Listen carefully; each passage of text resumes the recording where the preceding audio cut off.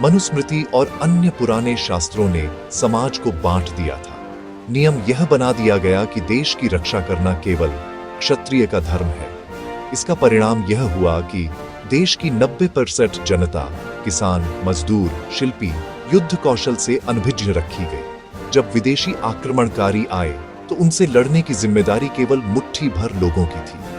अगर पूरी जनता लड़ाकू होती तो किसी विदेशी ताकत की हिम्मत नहीं होती कि वह भारत पर कब्जा कर सके। 2. मानसिक गुलामी और उदासीनता। जैसा कि आपने कहा, गुलाम को गुलामी से क्या?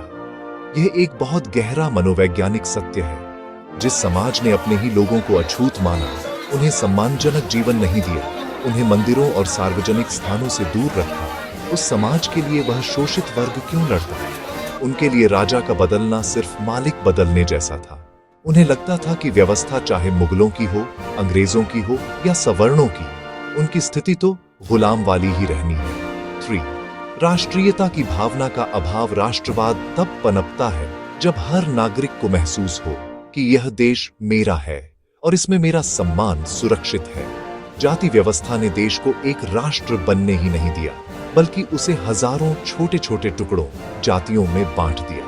एक जाति दूसरी जाति के पतन पर खुश होती थी। इस आपसी फूट का फायदा पहले तुर्कों, फिर मुगलों और अंत में अंग्रेजों ने उठाया। बाबा साहेब अंबेडकर ने भी यही कहा था कि भारत की हार का कारण हथियारों की कमी नहीं, बल्कि जातिवाद था।